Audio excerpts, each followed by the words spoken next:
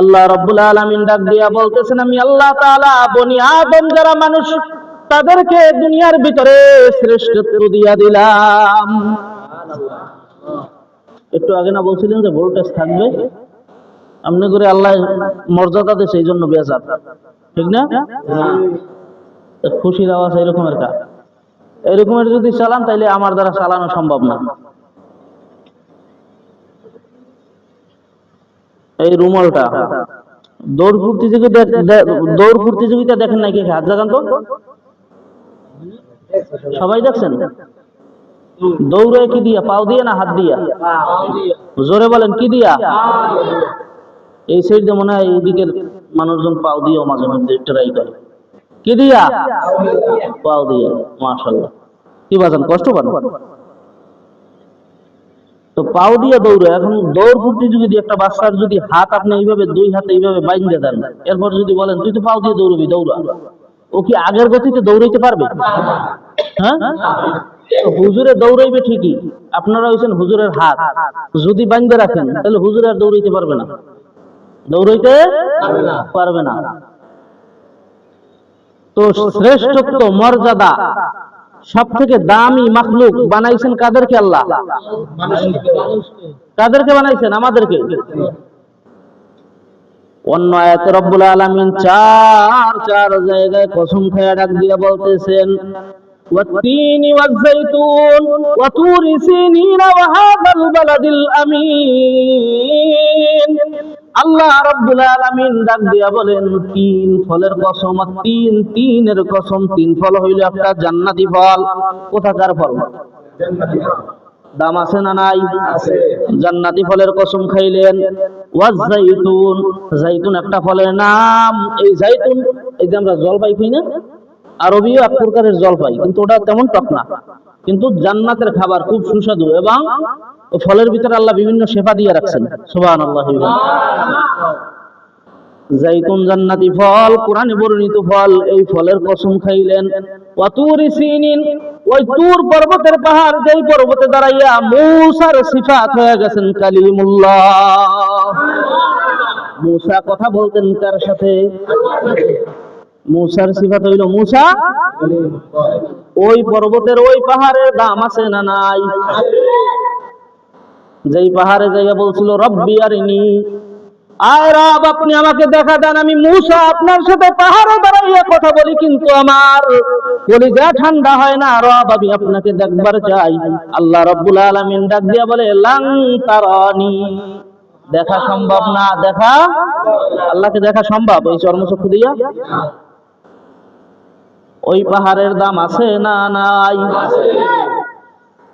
তিন নম্বরে কসম খাইলেন তুর পাহাড়ের। চার নম্বরে গিয়া বলেন তো, দুনিয়াতে যত জায়গা আছে সব থেকে দামি জায়গা, সব থেকে সম্মানী জায়গা, সব থেকে শ্রেষ্ঠ জায়গা, যেই জায়গায় 1 রাকাত নামাজ পড়লে 1 লক্ষ রাকাত নামাজের সব পাওয়া যায়, ওই জায়গাটার নাম কি? আল্লাহ রাব্বুল আলামিন এই মক্কা নগরী, মক্কা ভূমির কসম খাইলেন। ওয়া হাযাল বালাদিল আমিন, নিরাপদ ভূমির কসম, এই নিরাপদ ভূমির কসম। এরপর রব্বুল আলামিন আপনার আমার প্রশংসা কইরা ডাক দিতেছে, বান্দা আমি আল্লাহ তাআলা দুনিয়াতে হাজারো মাখলুক বানাইছি, তোদের জানা অজানা, তোদের দেখা অদেখা, তোদের ধরা ছোঁয়ার বাইরে, তোদের ধরা ছোঁয়ার ভিতরে, তোরা যা কিছু জানো, যা কিছু জানো না, তোরা যা কিছু দেখো, দেখো না, এর বাইরে যত মাখলুক আছে, অসংখ্য মাখলুক আছে। নাকি 18,000? 18,000 নাকি অসংখ্য? আরে মিয়া, ইমাম কামাল উদ্দিন দারিমির একটা কিতাব আছে, হায়াতুল হায়ওয়ান, 3 খণ্ডের।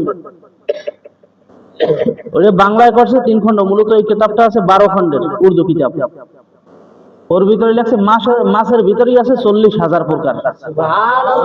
লেখার পরে লিখতেছেন যে এই মাছ সম্পর্কে বিভিন্ন জনের কাছ থেকে আমি তথ্য নিয়েছি, বিভিন্ন পূর্বের কিতাবাদি, যদিও ঘাটাঘাটি করা ঠিক না, তারপর আমি ওই কিতাব গাইতে গাইতে মাছের সংখ্যা একটাই করলাম, 40,000 আমার কাছে ধরা পড়ছে। 18,000 মাছই তো হয়েছে 40,000 প্রকার। অসংখ্য মাখলুক বানাইলাম, এর ভিতরে বান্দা আমি আল্লাহ তাআলা তোদেরকেও মাখলুক বানায়া দিলাম। এই মাখলুকের ভিতরে একটা মাখলুক তো সব থেকে ভালো হবে, সব থেকে মর্যাদাবান হবে, কথা কয় না? হ্যাঁ, হবে না? আল্লাহ রাব্বুল আলামিন বলে সব থেকে সুন্দর কইরা যেই মাখলুকটা বানাইলাম, এই মাখলুক তার কেউ না, এই মাখলুক হইল লাকাদ খালাকনাল ইনসানা ফি আহসানি তাকওয়িম। আল্লাহু আকবার। হয় নাই ঈমানের আওয়াজে আরো জোরে ডাক দিয়ে বলেন আল্লাহু আকবার। আল্লাহ রাব্বুল আলামিন বলেন বান্দা আমি আল্লাহ তাআলা তোদেরকে সুন্দর কইরা, চমৎকার কইরা, চমকপ্রদ কইরা তোদেরকে বানাইছি। খুশি হন নাই? আলোচনা কি মিলাদুন নবীর, ঠিক না? তো যে কথা বলতেছিলাম, আশরাফুল মাখলুকাত বানাইলেন আল্লাহ তাআলা আমাদেরকে। এরপরে হাবিবে কিবরিয়া আশরাফুল আম্বিয়া নবী মুহাম্মদুর রাসূলুল্লাহ সাল্লাল্লাহু আলাইহি ওয়াসাল্লামের উম্মত বানাইলেন। এরপরে তারই মজমায় জিকরে মুস্তাফার মজমা, হাবিবের শান নিয়ে আলোচনা হয়েছে এখানে, হয়েছে না? আমি আসার পরে আপনাদের এলাকারই হুজুর, আমার ওস্তাদ, আমি 22 পারা পড়ছি হুজুরের কাছে, হেলাল হুজুর, আলহামদুলিল্লাহ কইতেন না? তো এই হুজুরের কাছে 22 পারা পড়ছি। হুজুর সুন্দর আলোচনা করছে মুহাম্মদ সাল্লাল্লাহু আলাইহি সাল্লামের তার বাবার মানে নসব নামা নিয়ে, খুব সুন্দর আলোচনা শুনছি। এরপরে ইমাম সাহেব আলোচনা করছে দিক নির্দেশনামূলক, যে কিভাবে চলা উচিত, কিভাবে উচিত না, ঠিক না? সমাজের যে সমস্ত খারাপ কাজ আছে এগুলো কিন্তু চোখে আঙ্গুল দিয়ে দিয়ে দেখাই দিয়েছে, আলহামদুলিল্লাহ। তো আল্লাহ রাব্বুল আলামিন আমাদেরকে কবুল করলেন মুহাম্মদ আরবি সাল্লাল্লাহু আলাইহি সাল্লামের উম্মত হিসেবে। এজন্য আরেকবার কালিমাতুশ শুকর আদায় করি, আলহামদুলিল্লাহ। আল্লাহর রসুল, আল্লাহর শান সব থেকে বড়, আল্লাহর মর্যাদা সব থেকে বড়, সবার উপরে কে? আল্লাহর পরে যত মাখলুক আছে, এই যে বললাম জানা অজানা হাজারো লক্ষ মাখলুক, যত সৃষ্টি আছে, যত মওজুদাত আছে, সব কিছুর ভিতরে সব থেকে সম্মানিত মাখলুক, সম্মানিত ব্যক্তি, মানুষের ভিতরে সম্মানিত ব্যক্তি, রূহের ভিতরে সম্মানিত রূহ, এই রূহ সম্মানিত মানুষ, সম্মানিত দেহ, এটা হলেন আমাদের রাসূল সাল্লাল্লাহু আলাইহি ওয়াসাল্লাম। আল্লাহু আকবার। তো আল্লাহর রাসূলের শান মান মর্যাদা করে মাহফিল মনে এদিকে একটা চলে। আল্লাহর রাসূলের শান মান মর্যাদা এগুলা আলোচনা কইরা আমার মতো মৌলবী শেষ করতে পারবে না। আলেমের ইলম ফুরায়া যাইবে, দুনিয়াবাসীর ইলম সব ফুরায়া যাইবে। আল্লাহ রাব্বুল আলামিনের শান মান যেমন শেষ করা যাবে না, আল্লাহ রাব্বুল আলামিন ডাক দিয়া বলতেছেন কুল্লাউ কানাল বাহরু মিদাদাল লিকালিমাতি রাব্বি লানাফিদাল বাহর ক্বাবলা আন তানফাদা কালিমাতু রাব্বি ওয়ালাউ জিনা বিমিসলিহি মাদাদা। এ দুনিয়ার মানুষ, আমি আল্লাহ তাআলার শান, আমি আল্লাহর মান, আমি আল্লাহর গুণকীর্তন, আমি আল্লাহর গুণগান তোমরা যদি দুনিয়ার সমস্ত পানি, সমস্ত সমুদ্রের পানিকে একত্রিত কইরা তোমরা যদি লেখা শুরু কইরা দাও, তোমাদের এই সমুদ্রের কালি, সমুদ্রের পানি শেষ হয়ে যাবে, আমি আল্লাহ রাব্বুল আলামিনের শান আর মান লেখা শেষ হবে না। কারণ কি জানো? আমি আল্লাহ রাব্বুল আলামিন, তুমি যে নামাজে দাঁড়াইয়া পড়ো আলহামদুলিল্লাহি রাব্বিল আলামিন, যত জগৎ আছে, যত সৃষ্টি আছে, সবকিছুর রবকে আল্লাহ। তো সব কিছুর জন্য রব হইলেন আল্লাহ, এই রব হইলেন আল্লাহ। সব কিছুর জন্য আবার একজন রহমত লাগবে, যে ঘোষণা আল্লাহ কোরআনে দিয়ে দেয়। খারাপ লাগে আপনাদের? প্রত্যেকটা কথা ইনশাআল্লাহ কোরআন এবং হাদিস থেকে বলবো, বাবার কথাও না, পীরের কথাও না, আমার কথাও না। শুনতে রাজি আছি তো? ভালো লাগবে তাদের কাছে যাদের ভিতরে কোরআনের নূর আছে, যাদের ভিতরে রসুলের ভালোবাসা আছে, ইশক আছে, যারা আশিকে রাসূল, তাদের কাছে ভালো লাগবে। আল্লাহ রাব্বুল আলামিন বলেন ওয়া মা আরসালনাকা ইল্লা রাহমাতাল লিল আলামিন। আল্লাহ রাব্বুল আলামিন বলেন, ও নবী, ও দোস্ত, ও হাবিব, ও বন্ধু আমার, আমি আল্লাহ হইলাম সব কিছুর জন্য রব, আর আপনি হইলেন সমস্ত আলামিনের জন্য রহমত। ও রবের প্রশংসা কইরা যেমন শেষ করা যাবে না, ওই রবের হাবিব, রবের দোস্ত, রবের বন্ধু, রব যাকে ভালোবাসে, মদিনাওয়ালা, কামলেওয়ালা, আজমতওয়ালা, শানওয়ালা, মানওয়ালা, আপনার আমার নবী মুহাম্মদুর রাসূলুল্লাহ সাল্লাল্লাহু আলাইহি ওয়াসাল্লামের শান মান দুনিয়াবাসী গাইয়া শেষ করতে পারবে? সম্ভব? হ্যাঁ? আল্লাহ রাব্বুল আলামিন আমার নবীকে সব থেকে শান, আর শুধু রসুলের সম্মান নিয়ে আলোচনা করব। যদি একটু এদিক ওদিক হয় তাও কথা প্রসঙ্গে ইনশাআল্লাহ। আমি যেই পয়েন্ট নিয়েছি এই পয়েন্টের উপরই আলোচনা করব। মিলাদুন নবীর অনুষ্ঠান না? হ্যাঁ। তো আল্লাহ রাব্বুল আলামিন আল্লাহ রসুলকে পাঠাইছেন, পাঠানোর আগ থেকে রসুলের শান শুরু হয়ে গেছে, রসুলের শান গাওয়া শুরু হয়ে গেছে।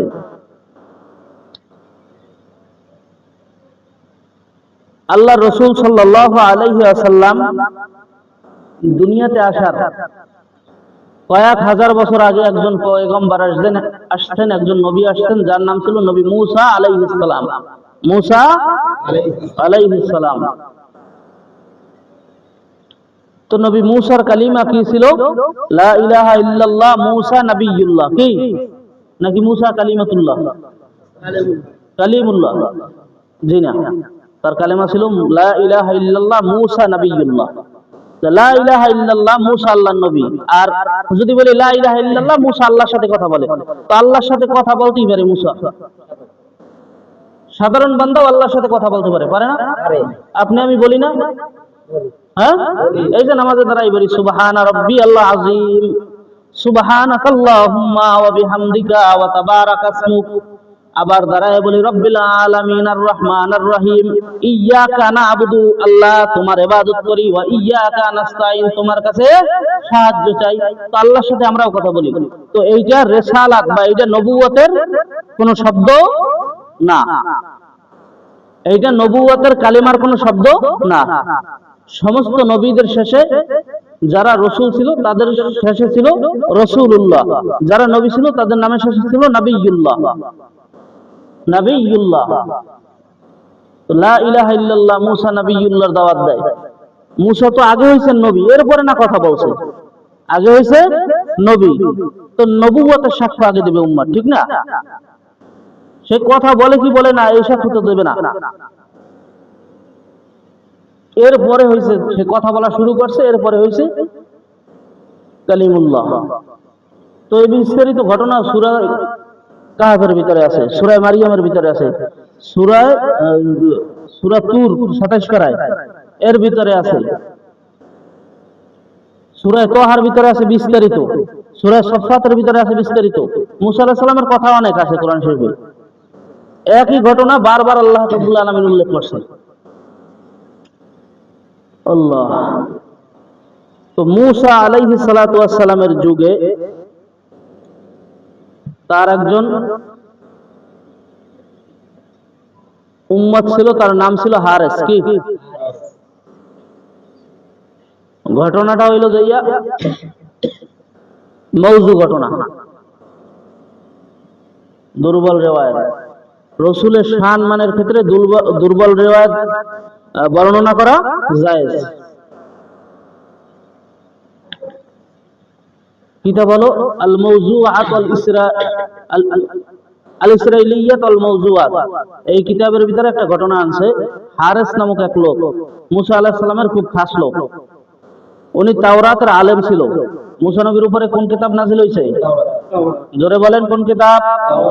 তাওরাত। এই তাওরাতের ভিতরে এই হারেস তাওরাত পড়তেছে, তাকে দেখে যে হ্যাঁ মূসা, তুমি মুহাম্মাদের উপর ঈমান আনো। মূসা কি নবী না? তার নবুয়তের সাক্ষ্য দিতে উম্মতকে দাওয়াত দেয়। ওই নবীকে বলতেছে কি, হ্যাঁ মূসা আমিন বি মুহাম্মাদ, তুমি মূসার উপরে মুহাম্মাদের উপরে ঈমান আনো। কাকে বলতেছে? নবী মূসাকে। তো তো উম্মত সে কোরআন কিতাব তেলাওয়াত করতেছে আর দেখতেছে আমাদের নবী এইভাবে মূসা তাকে বলতেছে মুহাম্মাদের পরে মুহাম্মাদটাকে সে কাটিয়ে দিচ্ছে, সে কাটিয়ে দিচ্ছে। এরকমের অনেকবার কাটছে নিজের কিতাবে। সকালে ওইটা লেখা দেখে যেই জায়গা দিয়ে কাটছে ওই জায়গায় আরো বড় করে লেখা মুহাম্মদ। যত জায়গায় কাটছে অত জায়গায় 1 দিন 2 দিন 3 দিন। এরপরে পুরো তাওরাত যত জায়গায় ছিল সবগুলো কাটছে, কাটতে শুয়ে আছে। বলেন তো বেয়াদবি হয়েছে কার সাথে? এই মুহাম্মদ সাল্লাল্লাহু আলাইহি ওয়াসাল্লামের নাম কাটছে, বেয়াদবি হয়েছে কোথায়? হেডকোয়ার্টারে। হেডকোয়ার্টারে বেয়াদবি হয়ে গেছে। আল্লাহ এবং রসুলের শানে বেয়াদবি করছে। আল্লাহর শানে বেয়াদবি করলো কিভাবে? আল্লাহ যেটা লিপিবদ্ধ করে দিয়েছে তুমি ওটা কাটার কোনো অধিকার এই পর্দার আয়াত কাটা যাবে? জিহাদের আয়াত কাটা যাবে কোরআন থেকে? কিয়ামত পর্যন্ত কেউ চেষ্টা করেও পারবে? বিধান কার? তাওরাত কিতাব কার? ওখানে নাজিল করছে যা সবকিছু বইলে দিচ্ছেন কে? হ্যাঁ, সবকিছু ফেরেশতাদেরকে দিয়ে লিপিবদ্ধ করে একসাথে মুসার হাতে দিয়ে দিছে। তাওরাত হলো কিতাবুল্লাহ আর আমাদের কোরআন হলো কালামুল্লাহ। কিতাবুল্লাহ আর কালামুল্লাহর পার্থক্য কি আলেমরা বুঝবে। কিতাবুল্লাহ মানে আল্লাহ রাব্বুল আলামিন বলে দিয়েছে জিবরাইল তুমি এইভাবে মুসার শরীয়ত সাজাইয়ে দিয়ে আসো। আর কালামুল্লাহ মানে আপনি আমি পড়ি আলহামদুলিল্লাহি রাব্বিল আলামিন, আল্লাহ রাব্বুল আলামিন নিজের জবান থেকে বলছে আলহামদুলিল্লাহি রাব্বিল আলামিন, এই প্রশংসা আমার বান্দাকে শিখিয়ে দাও নবী মুহাম্মাদের মাধ্যমে। জিবরাইল ওখান থেকে মুখস্থ কইরা শুনে আসছে, আইসা আবার আল্লাহর কথা জিবরাইল নকল কইরা নবীকে শুনাই দিয়েছে। এই হলো কালামুল্লাহ আর কিতাবুল্লাহর পার্থক্য। চলবে ইনশাআল্লাহ? এই হারেস বারবার রাসূলের নামগুলা কাইটা দিছে, কাইটাই বেয়াদবি কইরা ঘুমায় আছে। রব্বুল আলামিন এই বেয়াদবি সয় না। আল্লাহ রব্বুল আলামিন বলে এ নাস্তিকের দল তোরা আমি আল্লাহকে গালি দে, আমি আল্লাহ তাআলা তোদেরকে এত তাড়াতাড়ি পাকড়াও করব না। আল্লাহ রব্বুল আলামিন বলেন আমি আল্লাহকে যদি কেউ গালি দেয়, আমি আল্লাহর বিরোধিতা করে, আমি আল্লাহ সহ্য করবার পারি, কারণ আমি আল্লাহর সিফাত হইল রহমান আর রহিম। এই যদি আল্লাহ তাআলার সিফাত যদি রহমান আর রহিম না হইতো, আপনি আমি কেউ এই নিজ অবস্থায় এত গুনাহ করার পরও স্থির থাকতে পারতাম? আপনার আমার পর্যন্ত এই মানুষের সিরিয়াল আসতো কিনা তাই তো সন্দেহ আছে। অনেক আগেই আদমের পরই ধ্বংস হয়ে যেত, ঠিক কিনা?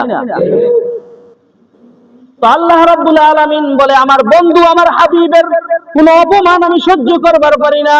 আল্লাহ তাআলা তাকে সাথে সাথে তার মানুষ তো বড়, সাথে সাথে ওই পরিমাণ একটা গুই সাপ বানায়া দিছে। গুই সাপ চেনেন? যেটারে কয় কি গোইল, কি বলে? গোইল বলে।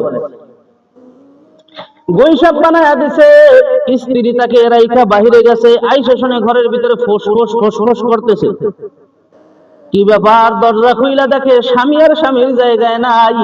স্বামীর বিছানার উপরে বড় মানুষের মতো দেহওয়ালা একটা বিশাল বড় অস্বাভাবিক একটা গোল পইরা আছে। আল্লাহ তাআলা তার দেহের আকৃতি ঠিক রাখছে মানুষকে শিক্ষা দেওয়ার জন্য, নাহলে তো মানুষ বিশ্বাস করবে না। এবার স্ত্রীকে ডাক দিয়া বলে গুই সাপ, কিন্তু আল্লাহ তাআলা তার জবানে গুই সাপের ভাষাও দিয়ে দিছে, আবার মানুষের যে মুখের যে ভাষা এটাও কাইরা নেয় নাই, মানুষের মতো কথাও বলতে পারে। আল্লাহ চাইলে সম্ভব কিনা? এই জোরে বলেন সম্ভব কিনা? এই হারেস এবার স্ত্রীকে ডাক দিয়া বলে আমি তো ভালো মানুষ ঘুমায়াছিলাম, হঠাৎ কইরা আমার আকৃতি পরিবর্তন হয়ে গেছে, তুমি ভয় পাইও না, তাড়াতাড়ি তুমি চলো মূসার কাছে যাইতে হবে। নবী মূসার কাছে চইলা গেলেন। হারেস এবং তার স্ত্রী মূসা আলাইহিস সালাতু ওয়াস সালামের কাছে যাইয়া বলে ও নবী আমি আপনাকে বড় ভালোবাসি, আপনাকে বড় মহব্বত করি, আর আপনার মহব্বতে আপনার কিতাবে আপনার নাম না পাইয়া মুহাম্মাদের নাম পাইয়া আমার একটু রাগ হইছে, রাগ হওয়ার সাথে সাথে আমি তার নাম কাইটা দিছি। নাউজুবিল্লাহ। কাইটা দেওয়ার পরে ঘুমায় আসি, আবার উঠে দেখি যেই জায়গায় আমি নিজ হাতে কাটলাম ওই জায়গায় স্পষ্ট লেখা মুহাম্মদ। সুবহানাল্লাহ। এই আপনারা বুঝেন না মনে হয়, না বুঝলে খামাখা কষ্ট দিয়ে লাভ নাই। বুঝেন না মানে আমার কথা কি বুঝতে সমস্যা? তো সুবহানাল্লাহ, আলহামদুলিল্লাহ, নাউজুবিল্লাহ, আল্লাহু আকবার কোন জায়গায় বলা লাগে বুঝেন না? আগে কিন্তু আল্লাহর ঘরে বসে আদা করছেন, যতক্ষণ চলবে সমানে চালাইবেন। ঘুমে ধরছে কার কার?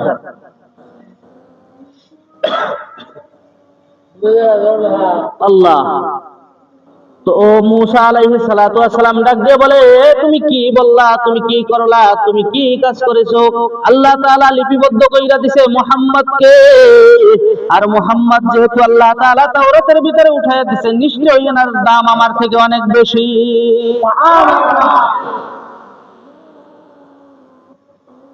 এরপরে আল্লাহর কাছে মুসা আলাইহিস সালাতু ওয়াস সালাম হাত উঠায়া দোয়া করতেছে, মালিক, আয় আল্লাহ, হারিস বড় অন্যায় কইরা ফেলাইছে, আয় রব্বুল ইজ্জত, হারিস না বুইঝা আমাকে ভালোবাসা সে বেয়াদবি কইরা ফেলাইছে।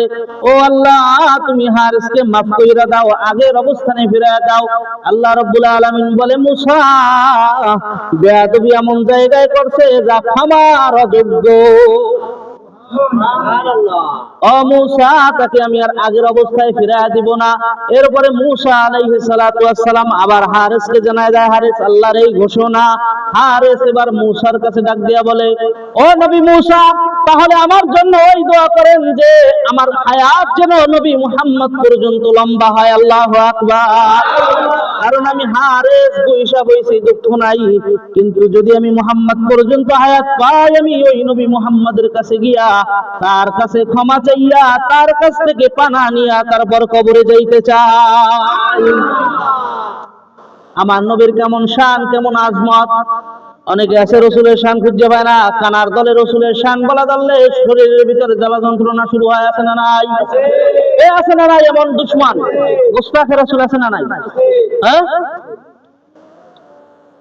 হারিস এইবার মুসার মাধ্যমে দোয়া করাইলো, আল্লাহ দোয়া কবুল করছে, নবীজির কাছে মাপ চাইবে, তার হায়াত লম্বা কইরা দিছে। এইবার বলে, মুসা, আপনি একটু আল্লাহর কাছে জিগান নবী মুহাম্মদ কোন স্থানে আসবে, কোথায় আমার যাওয়া লাগবে। এবার আবার আল্লাহর কাছে মুসা আলাইহিস সালাতু ওয়াস সালাম ডাক দিয়া বলে, আয় রব্বুল আলামিন, আপনার এই নবী কোথায় আসবে? আল্লাহ বলে, মুসা, তুমি কি তোমার কিতাব পড়ো নাই? তোমার কিতাবের ভিতরে বিস্তারিত আছে। মুসা আলাইহিস সালাতু ওয়াস সালাম বলে, হ্যাঁ, আমি তো খেয়াল করি নাই। মুসা পয়গম্বর এইবার কিতাবের দিকে তাকায় দেখে রাসূল আসবেন এমন একটা জায়গায়, যে জায়গার নাম হবে বাক্কা।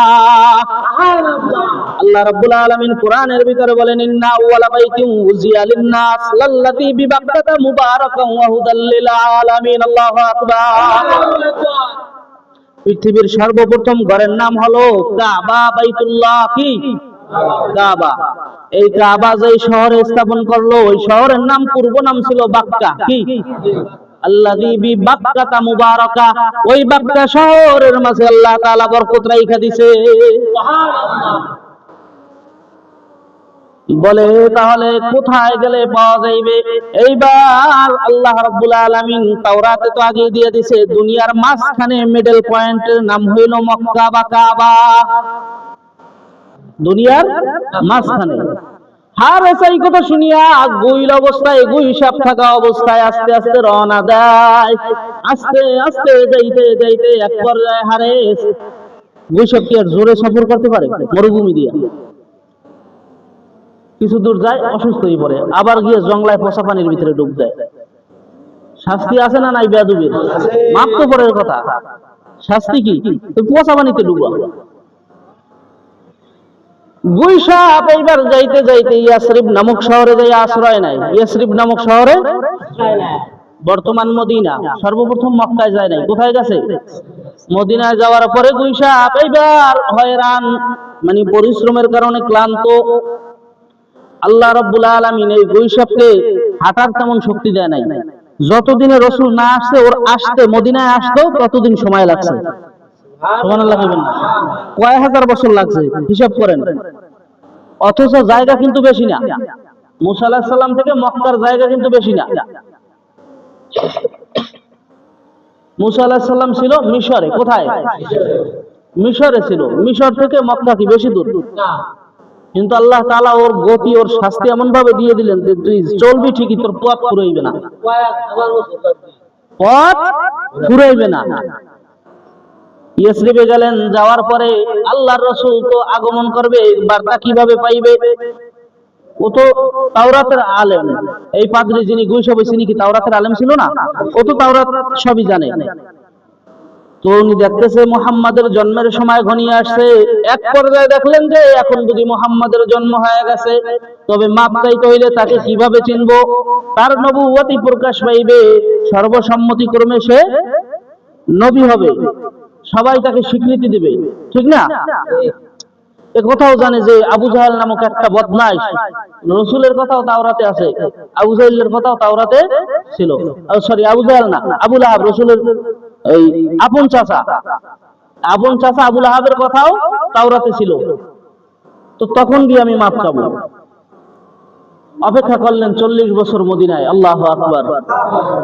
এরপর হারেস গুইশাপ থাকা অবস্থায় রসুলের কাছে মাপ চাওয়ার জন্য মক্কা থেকে, ওই মদিনা থেকে মক্কার দূরত্ব প্রায় ছিল 150 কিলোমিটার, আর বর্তমান হিসেবে 300, কত হয়? 450। মদিনা থেকে বদর পর্যন্ত 150 কিলোমিটার, বদর থেকে মক্কা পর্যন্ত 300, তাইলে হইলো কত কিলোমিটার হয়েছে? 450 কিলোমিটার। এটা পারে দিয়া সে গেছে। তো রসুলের বাড়িতে ঢোকার আগে একটা বদমাইশের বাড়ি ছিল, বদমাইশটার নাম ছিল আবু জাহাল। কি ওর নাম ছিল? আসল নাম ছিল আবুল হেকাম। ওর আসল নাম না, ওর আসল নাম আমারই মনে নাই। আবুল হেকাম ছিল এই জন্য যে ও মক্কায় বিচার সালিসি করত, জ্ঞানের পরিচয় দিত, এই জন্য তার উপাধি ছিল আবুল হাকাম। ওর আসল নাম অন্য একটা। তো উপাধি ওর পাল্টাইতে পাল্টাইতে আবুল হেকাম থেকে আবু জাহাল। আবু ঠিক রাখছে, হেকামের জায়গায় জাহাল হয়ে গেছে, আবু জাহেল না, জাহাল। কি যাইতে যাইতে আবু জাহালের কাছে যায়, যাওয়ার পরে তাকায় ও তো চিনছে যে এইটা হইতে পারে এরকম একটা রসুলের দুশমন। তো আবু জাহাল তাকায় দেখতেছে বিশাল আকৃতির মানব দেহের মতো একটা এত বড় গুইসাপ জীবনে আর মক্কার জমিনে দেখি নাই, আমি দেখি নাই, এই মক্কার জমিনের কেউ দেখে নাই। এত বড় গুইসাপ কেন আমার বাড়ির দরজায়? এইবার আবু জাহেল একটু ভয় পাইয়া পিছনের দিকে হইতে গেলেন।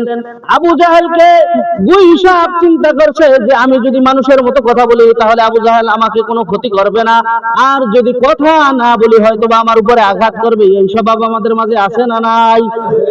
গুইসাপ দেখলি মারি আছে না নাই?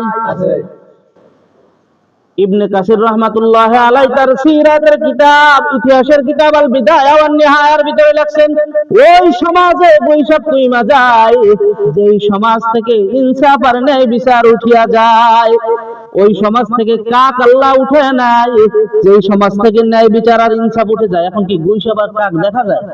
আগে শীতের দিনে কি কাকা শব্দে ঘরে থাকা যাইতো না সকালে, ঠিক না? আমরা তালুকদার বাড়ি মাদ্রাসায় পড়তাম, হুজুরে আমার পড়াইছে, বললাম না 22 টাকা পড়ছে হুজুর কাছে। সকালবেলা টিনের উপরে পড়তো, মোট কথা একেবারে সব পাখি বেশি ছিল, শালিক ছিল অনেক। আমরা শালিক ধরছিও, যদিও ধরা ঠিক না, কেউ ধরবো না, তো ওই সময় না বুঝতে ধরছি, হুজুর সাক্ষী। তো পাখি অনেক ছিল। তো কাক যদিও একটা নিকৃষ্ট প্রাণী, কিন্তু এটা ইনসাফের প্রতীক বানাই দিয়েছে আল্লাহ। কিভাবে ইনসাফ? কাক দিয়ে আল্লাহ ইনসাফ করায়। আপনি আমি যেই জায়গায় নোংরা করি, ও আল্লাহ তাআলা ওকে দিয়ে আপনাকে আমাকে শিক্ষা দিতেছে যে একটা নিকৃষ্ট প্রাণী হওয়া সত্ত্বেও সে সমাজের উপরে ইনসাফ করে। সে পোকা আপনার কি আবর্জনা ময়লা কি সাফ করে, কিন্তু আপনার আমার মাঝে এই নৈতিক দায়িত্বটা নাই।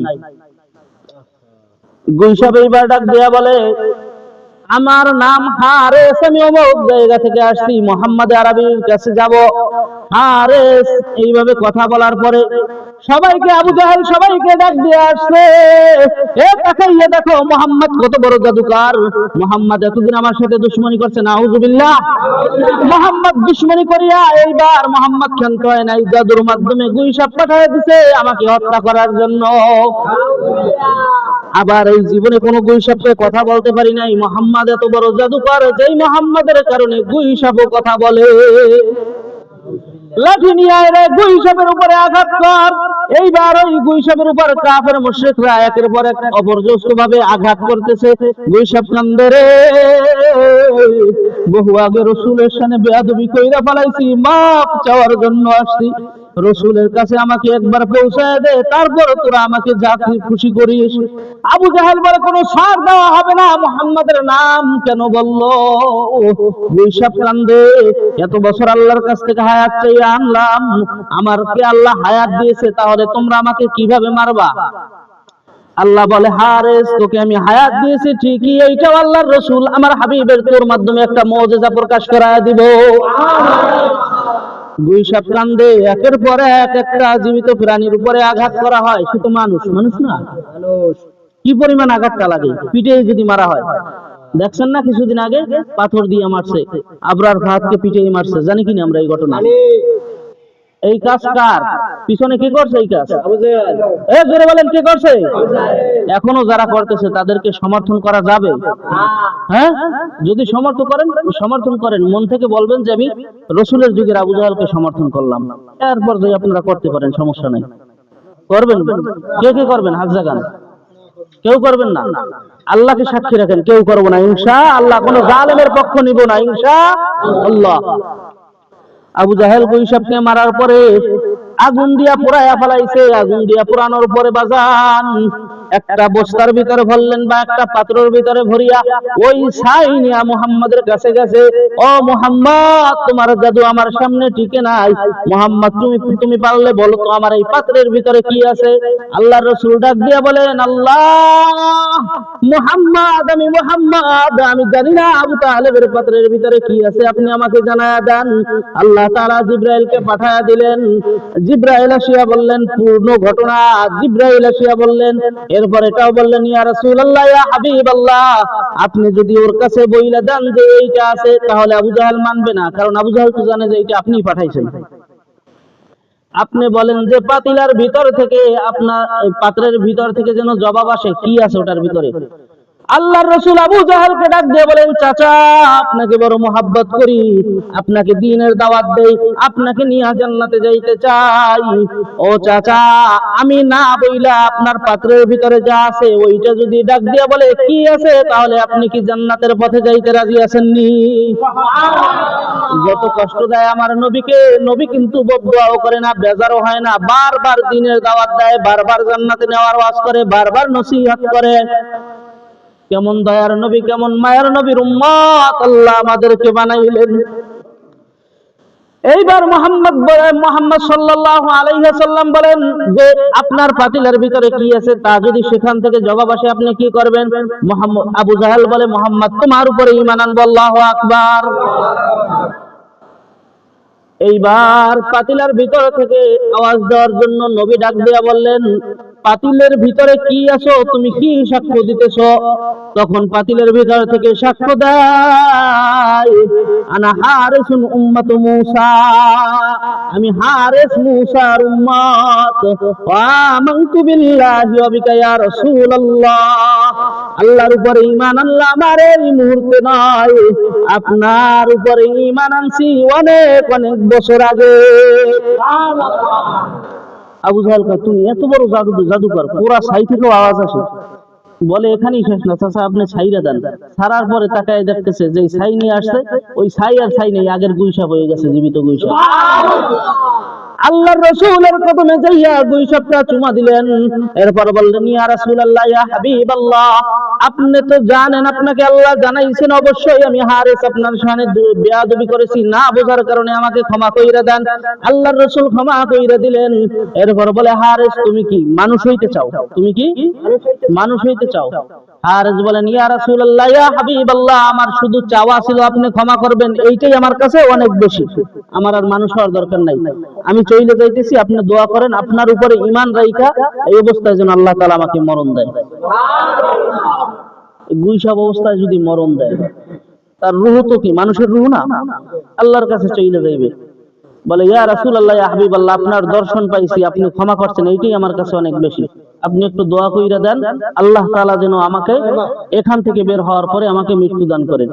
তো আল্লাহর রাসূল দোয়া করলেন। দেখা গেছে আল্লাহর রাসূলের এলাকা থেকে বের হওয়ার পরে এমন জায়গায় গিয়ে মারা গেলেন যে কোনো মানুষ দেখে নাই, পচার পরে দুর্গন্ধ হবে এমনও কোনো সুযোগ নাই।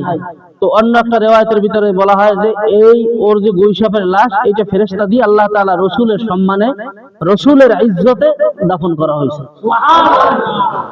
ওই রসুলের দাম আছে না নাই? যারা চারপাশে হেলান দিয়া বসে আছেন, এইটা রসুলের জিকির, রসুলের সম্মান নিয়ে যেই মজমা আলোচনা হয়, এই মজমার আদব না।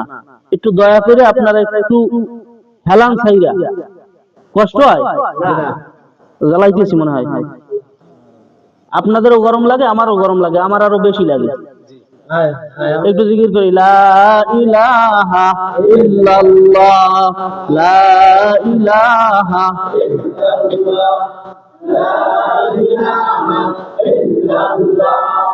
লা ইলাহা ইল্লাল্লাহু মুহাম্মাদুর রাসূলুল্লাহ সাল্লাল্লাহু আলাইহি ওয়াসাল্লাম। এই মজমার দাম অনেক, এই মজমার দাম অনেক। এই মজমার দাম যদি এই এলাকার মানুষ জানতো আর বুঝতে পারতো, তাহলে এই মসজিদ তো ভালো, এই এলাকার সব থেকে বড় মাঠটা জায়গা দেওয়া সম্ভব হতো না। হাকিম বয়ান করলেন, আবু নুআইম ইসফাহানি তার দালাইলুন নবুওয়া আয়াতি হাদিস বয়ান করলেন। আবু বকর বাইহাকি তার কিতাবের নাম দালাইলুন নবুওয়া, এই হাদিস বয়ান করলেন। নূরউদ্দিন হাইসামি আরবি কিতাব, বিশাল বড় কিতাব মাজমাউজ জাওয়ায়েদ মানবাউল ফাওয়ায়েদ, এই একই হাদিস বয়ান করলেন। হাকিম নিসাপুরি তার আল মুস্তাদরাক আলা সহিহাইনের দ্বিতীয় খণ্ডের ভিতর, আল্লাহর রাসূল একবার এক জায়গা থেকে দিয়ে যাইতেছিলেন, আল্লাহর রাসূল তাকে দেখলেন কিছু সাহাবীরা এইভাবে একত্রিত হইয়া মাহফিল সাজাইয়া মজমা বানাইয়া কি যেন আলোচনা করতেছে। আল্লাহু আকবার, আল্লাহু আকবার। আল্লাহর রাসূল ডাক দিয়া বলতেছেন, মা আজলাসাকুম, ও সাহাবীরা রে, তোমরা কিসের মজমা মিলাইলা, কিসের জন্য একত্রিত হইলা, কিসের জন্য এই জায়গায় বসে আছিলা? সাহাবায়ে কেরাম উত্তর দিতেছে, নাহমাদুল্লাহ আযজা ওয়া জাল্লা ওয়া আলা ওয়া কদ মান্নাল্লাহু আলাইনা বিকা ইয়া রাসূলুল্লাহ, ইয়া রাসূলুল্লাহ, ইয়া হাবিবাল্লাহ। আল্লাহর কসম কইরা বলি, এই জায়গায় আমরা দুনিয়ার কোনো আলোচনা নিয়ে বসি নাই, এই জায়গায় আমরা নামাজের আলোচনা নিয়ে বসি নাই, এই জায়গায় আমরা জিকিরের আলোচনা নিয়ে বসি নাই, এই জায়গায় আমরা রোজা হজ যাকাতের আলোচনা নিয়ে বসি নাই, এমনকি দুনিয়াবি কোনো কথা নিয়েও আমরা মজমা মিলাই নাই। নাহমাদুল্লাহ আযজা ওয়া জাল্লা, এই জায়গায় বসেছি আমরা আল্লাহর প্রশংসা করার জন্য। আল্লাহু আকবার।